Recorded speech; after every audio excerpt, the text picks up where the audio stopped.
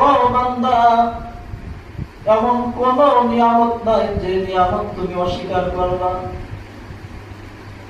আর ভেবো না তোমাকে তোমার নিয়ামত অহেতুক অকারণে আমি আল্লাহ দিয়েছি। তুমি চিন্তা করছো আমি মালিক তোমাকে যত নিয়ামত দিয়েছি সব নিয়ামত অহেতুক দিয়েছি।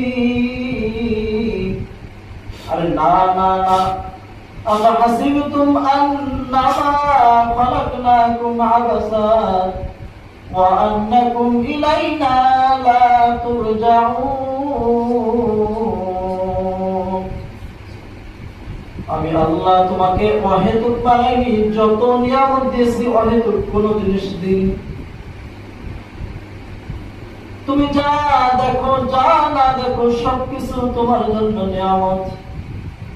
মুহতারাম হাজিরিন, এটা হলো শরীরের অঙ্গ প্রত্যঙ্গ দেখা এবং না দেখা, এই যাবতীয় নিয়ামত। আর একটা নিয়ামত আল্লাহ আমাকে আপনাকে দিয়েছে। আমি আপনি কখনো আল্লাহর কাছে চাইনি, আল্লাহ আপনি আমাকে শেষ জামানার উম্মত হিসেবে দুনিয়ায় পাঠান। আমি আপনি কখনো বলিনি আয় আল্লাহ মুহাম্মাদুর রাসূলুল্লাহ সাল্লাল্লাহু আলাইহি ওয়াসাল্লামের উম্মত হিসেবে আপনি আমাকে পাঠান। আল্লাহ না চাইতে এত এত নিয়ামত দিয়েছেন, তার মধ্যে অন্যতম নিয়ামত হলো আল্লাহ আমাকে শেষ জামানার উম্মত হিসেবে পাঠিয়েছেন।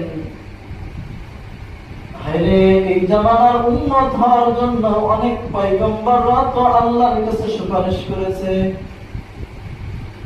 কিন্তু আল্লাহ না চাইতে এই নিয়ামত আমাদেরকে দিয়েছেন। মুহতারাম হাজিরিন, এই নিয়ামতের শুকরিয়া কিভাবে আদায় করব? নবী করিম সাল্লাল্লাহু আলাইহি ওয়াসাল্লাম তার জিন্দেগি, তার টোটাল জিন্দেগি আমাদের জন্য শিক্ষা, আমাদের জন্য শিক্ষণীয় হিসেবে আল্লাহ পাঠিয়েছেন। এই কারণে আল্লাহ বলেন, ওয়া মা আরসালনাকা ইল্লা রাহমাতাল লিল আলামিন। ও দুনিয়ার মানুষ, তোমরা শুনে রাখো,